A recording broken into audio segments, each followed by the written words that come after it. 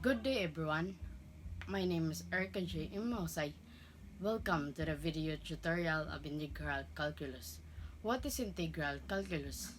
A branch of mathematics that is allow us to measure area under curves, total accumulation, and reverse differentiation whether you're a student, a teacher, or a math enthusiast.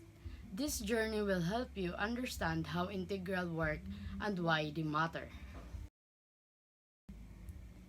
Our key topic is logarithmic integration, trigonometric transformation, inverse trigonometric integration, and lastly is the integration by parts. Our first topic is all about logarithmic integration. Logarithmic integration is used when the integral is the derivative of a function divided by the function itself. The key formula is the integral of dx over x is equal to ln x plus c. This rule comes from the chain rule and uses absolute value to ensure the logarithm is valid, especially after substitution into integral of du over u. First equation is integral of 2x dx x squared plus 1. Using a simple substitution and logarithmic integration, we know that the formula of logarithmic is du over u is equal to ln u plus c. So, step 1 is look like a rational function. Notice that the numerator is the derivative of the denominator.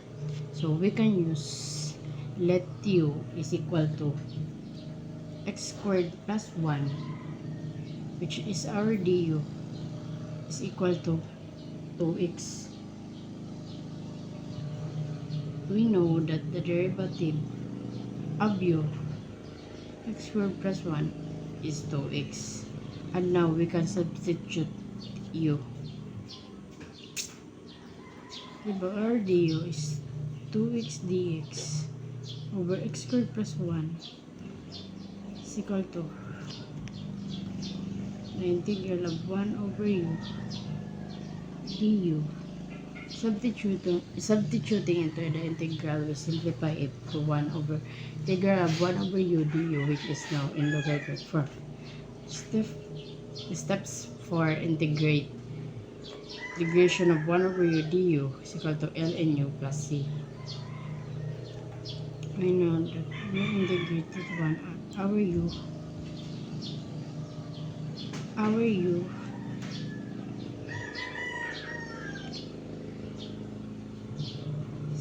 x squared plus 1 and our du is 2x is equal to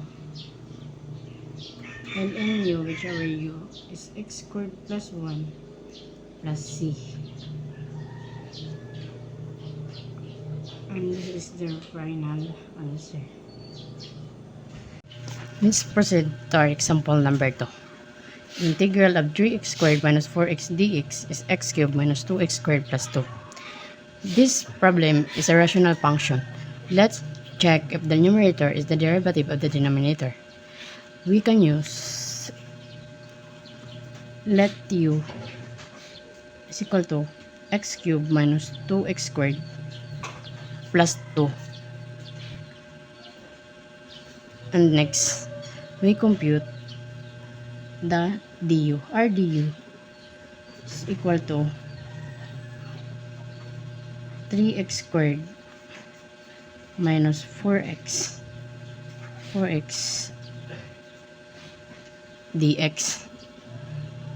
The derivative of u is exactly the numerator of our original integral. And now, we substitute into the integral, it becomes a familiar form of this is the integral of 1 over u du. We know that the integral of 1 over u is the natural log of the absolute value of u plus the constant ln u plus c. Now, and we have integral of 3x squared minus 4x over x cubed minus 2x squared plus 2 is equal to ln u, which our u is x cubed minus 2x squared plus 1. We copy that, plus 2 and plus the constant, and there have the final answer. And next problem is the integral of sine 2x dx over 1 plus sine squared x. First thing is you can recall the identity that sine 2x is also equal to sine x cos x. Substitution, this gives us a simpler integrand. And now, we let u is equal to 1 plus sine squared x. Then our du is equal to 2 sine x cos x. Let's use substitution that let u is equal to 1 plus sine squared x.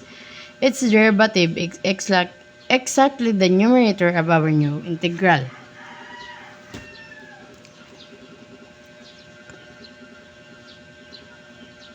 Now substitute, we get integral of 2 sine x cos x dx over 1 plus sine squared x is equal the integration of du over u,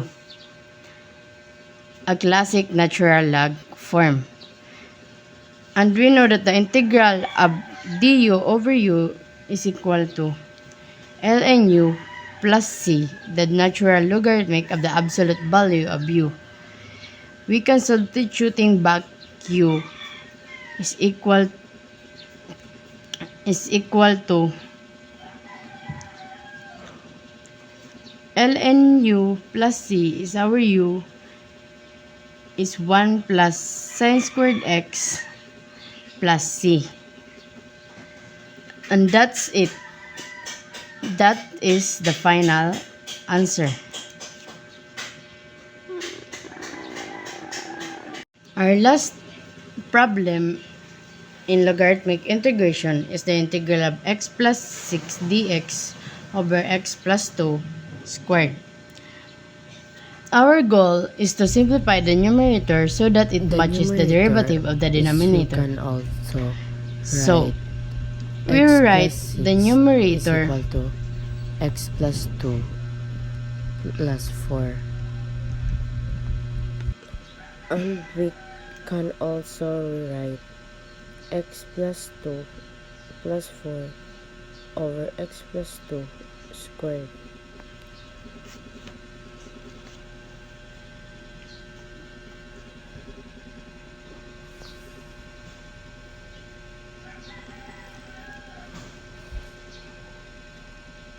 And we can rewrite the integral of x plus 2 over x plus 2 squared plus 4 over x plus 2 squared dx.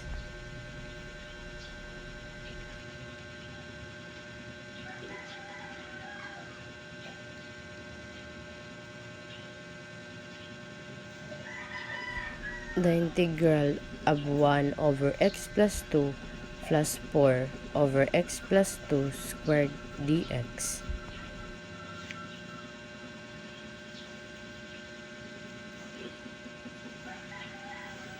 We write the integral of 1 over x plus 2 plus 4 over x plus 2 squared dx is equal to the integral of 1 over x plus 2 plus the integral of 4 over x plus 2 squared dx.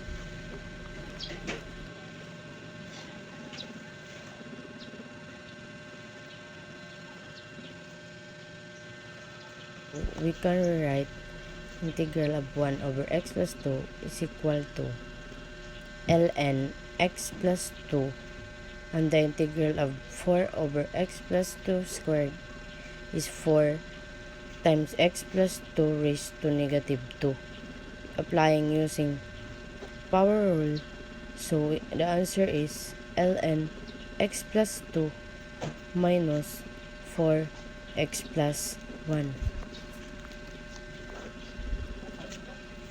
Our next topic is all about trigonometric transformation. Trigonometric transformation helps simplify integrals by applying identities to reduce power or rewrite product of trigonometric function. The common formula include the integral of sine squared x is equal to 1 minus cos 2x over 2, and the integral of cos squared x is equal to 1 plus cos 2x over 2, and the integral of sine x cos x is equal to 1 half sine 2x. These identities convert complex expression into forms suitable for basic integration technique. This method is especially used for with direct approaches like substitution or logarithmic integration don't work. The integral of cot cube y is equal to the integral of cot cube y dy is equal to integral of cot squared y times cot y dy is equal to cot y times cosecant squared minus 1y dy equal to cot y cosecant squared y minus cot y dy. We integrate by part integral of cot y cosecant squared y and the integral of cot y dy. We can use u substitution.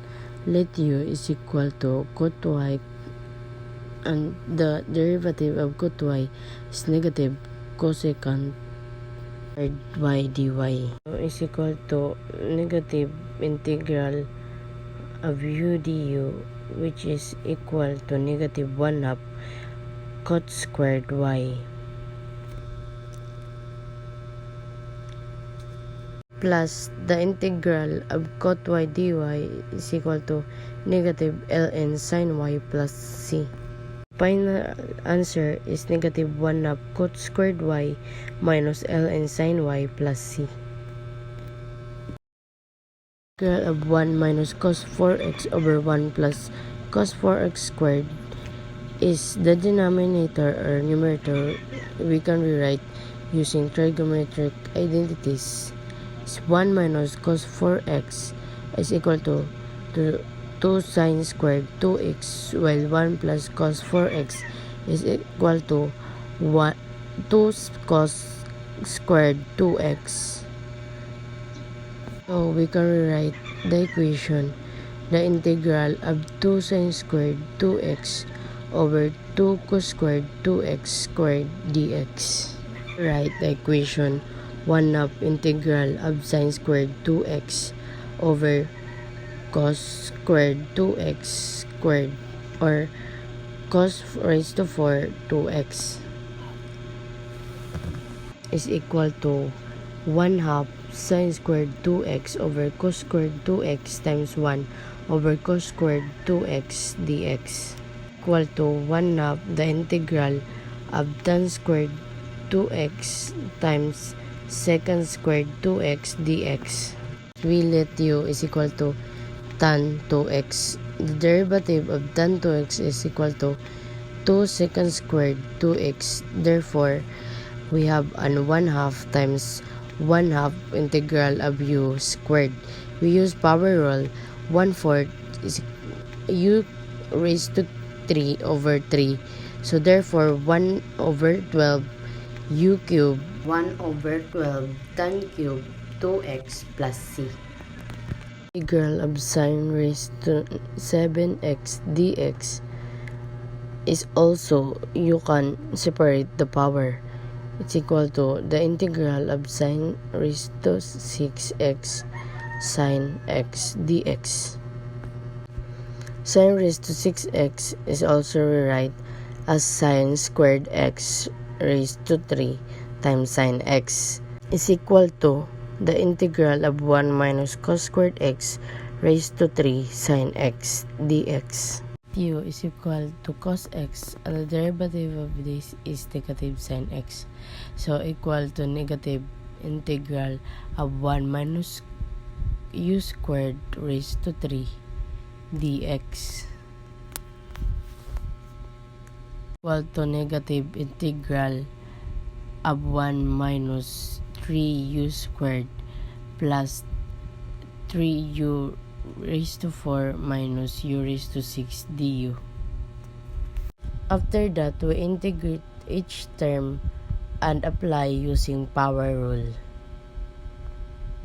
The final answer is negative cos x minus cos cube x plus 3 over 5 cos raised to 5th x minus 1 over 7 cos raised to 7x plus c, or negative cos x plus cos cube x minus 3 over 5 cos raised to 5x plus 1 over 7 cos 7x plus c. Our next problem is sin cube x dx over cos raised to 5x. So we rewrite integral of sin squared x sin x dx over cos raised to 5x. So the integral is 1 minus cos squared x sin x over cos raised to 5x. Let u is equal to cos x and the du is negative sin x. So equal negative integral of 1 minus u squared over u raised to 5. Negative integral of 1 over u raised to 5 minus u squared over u raised to 5 is equal to negative integral of u raised to negative 5 minus u raised to negative 3 du. So we have negative parenthesis of u raised to negative 4 over negative 4 minus u raised to negative 2 over negative 2 plus c, or equal to 1 over 4 u raised to 4 plus 1 over 2 u raised to squared, so that we can apply or substitute the operation sign. Therefore, they equal 1 over 4 u raised to 4 minus 1 over 2 u squared. So let u substitute the value, and the answer is 1 over 4 cos raised to 4x minus 1 over 2 cos squared x plus c. The integral of cos raised to 5t sin raised to 4t dt is the integral of cos raised to 4t cos t sin raised to 4t dt is equal to the integral of 1 minus sin squared t squared cos t sin raised to 4t dt. So let's substitute u is equal to sin and du is cos. So the equal is integral of 1 minus u squared raised to 2 times u raised to 4. So we use algebra to expand the integral of u raised to 4 minus 2 u raised to 6 plus u raised to 8 du. We can integrate by itself. The integral of u raised to 4 du minus 2 is the constant integral of u raised to 6 du plus the integral of u raised to 8. So u is equal to u raised to 5 over 5 minus 2 u raised to 7 over 7 plus u raised to 9 over 9 plus c. So we can substitute u, the value of u. Sin raised to 50 over 5 minus 2 sin raised to 70 over 7 plus sin raised to 90 over 9 plus c. Our third topic is inverse trigonometric integration. Inverse trigonometric integration is used when the integral matches or can be transformed into the derivative form of arcsine, arctan, or arcsec. This typically involves expression with the square root or sum of square in the denominator. Techniques like substitution or completing the square often help rewrite the integral into a recognizable inverse trigonometric form. The formula of inverse trigonometric integration is integral of du over square root of a squared minus u squared is equal to arcsine u over a plus c. And the integral of du over a squared plus u squared is equal to 1 over a arctan u over a plus c. The integral of du over u squared root of u squared minus a squared is equal to 1 over a arcsec the absolute value of u over a plus c, which is the u is the value of x and a is the constant. The integral of 1 over 1 plus x squared dx is we can write as d over dx arctan x is equal to 1 over 1 plus x squared.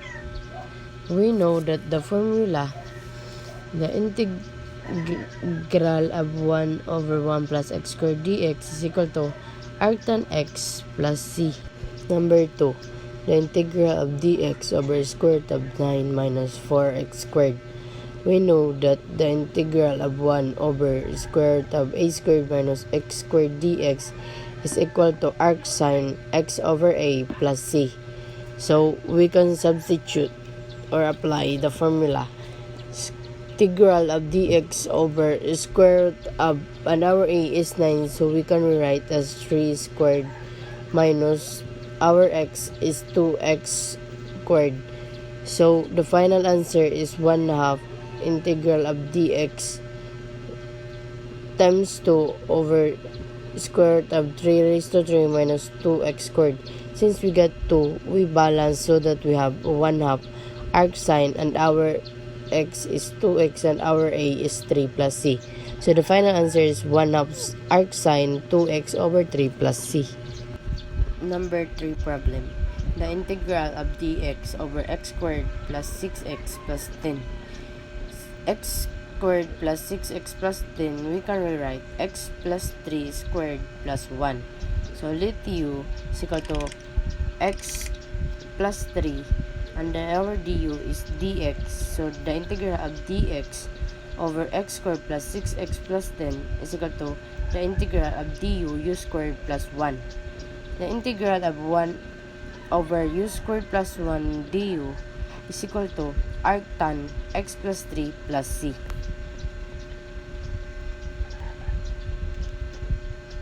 The integral of 1 over x square root of x squared minus 4 dx. We know that the square root of 1 over x square root of x squared minus a squared dx is equal to 1 over a arc sec x over a plus c.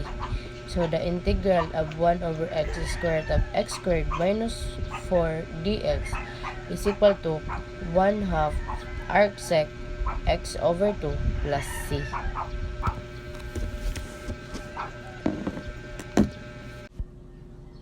The last problem in inverse is the integral of dx over square root of 16 minus 9x squared.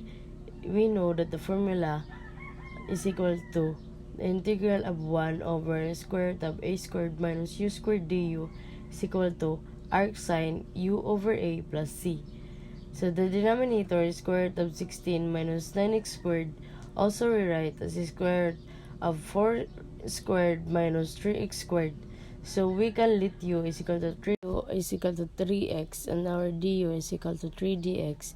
So the answer is the integral of 1 over square root of 16 minus u squared is equal to 1/3 integral of 1 over square root of 16 minus u squared du. So 1/3 integral of 1 over square root of 16 minus u squared du is equal to 1/3 arc sine u over 4 plus c. So the final answer is 1/3 arc sine 3x over 4 plus c.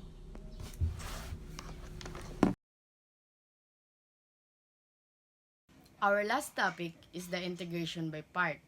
Integration by part is used to integrate product of function by reversing the product rule. The general rule is the LIAT priority LIAT is L is for logarithmic function, I is for inverse trigonometric function, A is for algebraic function, T is for trigonometric function, and E is the exponential function. The success of integration by part heavily relies on the strategic choice of u, the part of differentiate, and dv is the part to integrate.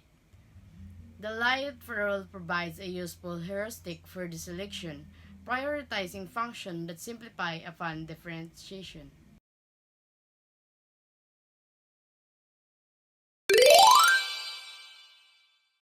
The integral of x times e raised to x dx. So, we use the formula uv minus integral of v du as an integration by part.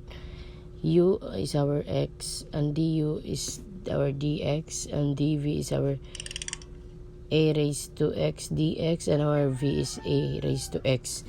So the integral of x a raised to x dx is equal to uv minus integral of v du is equal to x a raised to x minus integral of a raised to x dx is equal to x raised e raised to x minus e raised to x plus c, or x minus 1 times a raised to x plus c.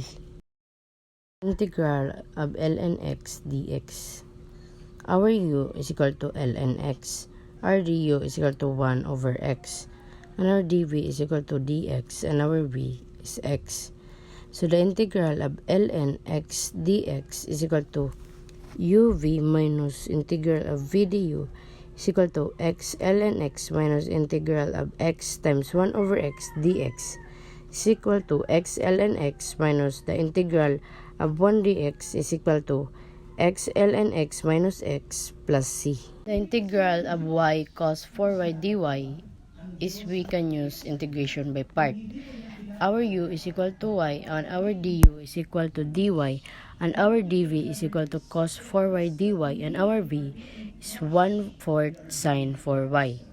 We use the formula ub minus integral of v du. That's why y over 4 sine 4y minus integral of 1 over 4 sine 4y dy is equal to y over 4 sine 4y plus 1 over 16 cos 4y plus c is equal to y over 4 sine 4y plus 1 over 16 cos 4y plus c. Integral of y a raised to 3y dy, we can use integration by part. Our u is y and our du is dy and our dv is equal to a raised to 3y dy and our b is 1/3 a raised to 3y. The integral of y a raised to 3y dy is equal to uv minus integral of v du is equal to y times 1 over 3 a raised to 3y minus 1/3 integral of a raised to 3y dy. So the equal is y over 3 a raised to 3y minus 1/3 times 1/3 a raised to 3y. So the final answer is y over 3 e raised to 3y minus 1 over 9 e raised to 3y plus c. Last problem is integral x squared a raised to x sine x dx is equal to x squared times 1/2 a raised to x sine x minus cos x minus the integral of 2x times 1/2 a raised to x sine x minus cos x dx is equal to the integral of x a raised to x times sine x minus cos x dx is equal to 1/2 x a raised to x sine x minus cos x minus 1/2 a raised to x times sine x minus cos x. The final answer is the integral of x squared a raised to x sine x dx is equal to 1/2 ax sine x minus cos x times x squared minus x plus 1 plus c.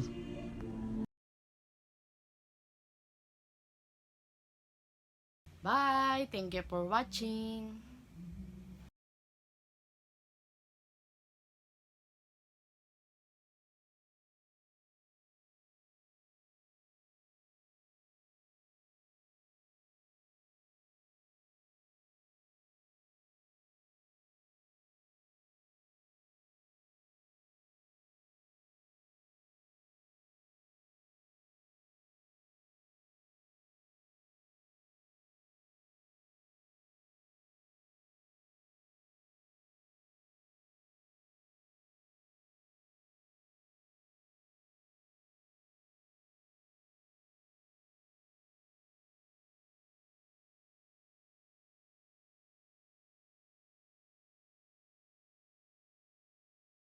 Bye! Thank you for watching!